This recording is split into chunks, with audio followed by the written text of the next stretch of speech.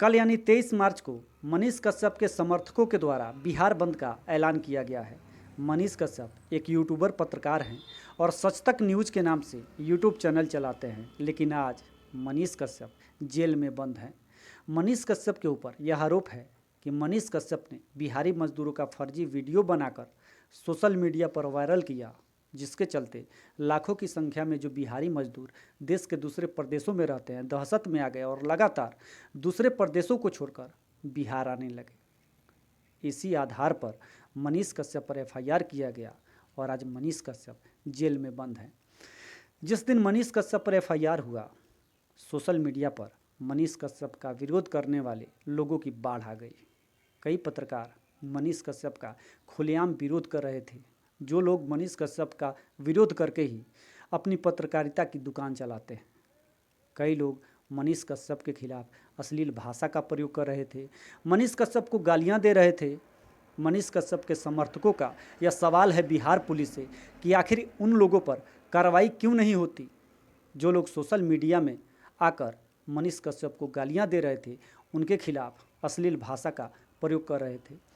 मनीष कश्यप के समर्थकों ने यहाँ तक कहा कि पिछले दिनों की अगर घटनाओं को याद किया जाए तो जिस तरीके से पिछले दिनों बिहार में जातीय उन्माद फैलाया जा रहा था, एक जाति के जो पत्रकार थे दूसरे जाति को गालियां दे रहे थे, यानी इस तरीके से बिहार में माहौल बनाने की कोशिश की जा रही थी जिससे जातीय उन्माद फैल जाए।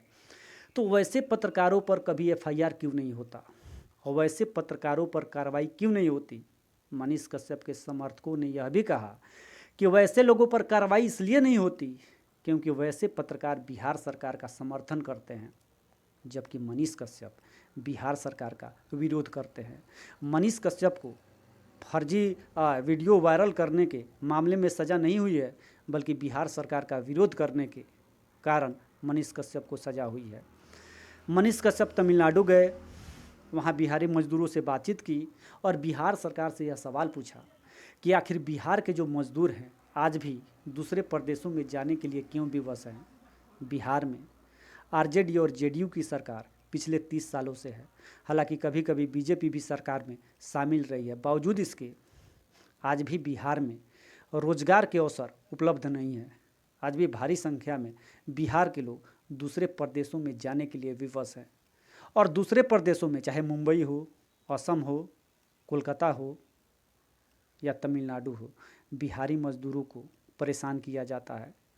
तरह तरह की कठिनाइयों का सामना बिहारी मजदूरों को करना पड़ता है, लेकिन ये सवाल बिहार सरकार को हजम नहीं हुई और बिहार सरकार ने मनीष कश्यप पर एफआईआर कर दिया। तो मनीष कश्यप के समर्थकों का यह भी आरोप है बिहार सरकार पर कि बिहार सरकार में 23 ऐसे मंत्री हैं जो दागी हैं, जिन पर अपराध के संगीन मामले दर्ज हैं।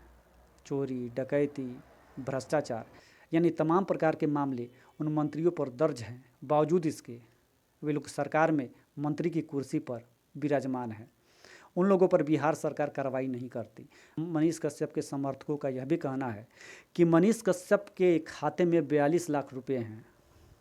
इस चीज़ की जांच हो रही है, खंगाला जा रहा है कि 42 लाख रुपये कहाँ से आए, लेकिन जिन लोगों के खाते में हजारों करोड़ रुपए हैं, आखिर उन पर कार्रवाई जब होती है तो मिर्ची क्यों लगती है?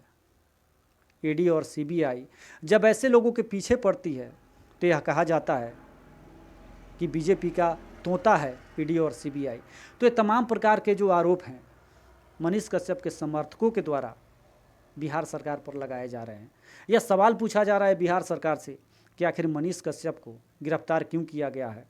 तमिलनाडु में बिहारी मजदूरों पर जो अत्याचार हो रहा है या जो मारपीट की खबरें आ रही थी, ये खबरें समाचार पत्रों के माध्यम से भी लोगों के पास पहुंच रही थी, तो फिर उन लोगों पर कार्रवाई क्यों नहीं हुई, उन समाचार पत्रों पर कार्रवाई क्यों नहीं हुई? तो यह देखना काफ़ी दिलचस्प होगा कि मनीष कश्यप के समर्थक किस प्रकार से कल बिहार बंद को सफल बनाते हैं। फिलहाल मैं अशोक कुमार सिंह अपने यूट्यूब चैनल इन्फोबिया के साथ आप सभी से विदा लेता हूँ। धन्यवाद।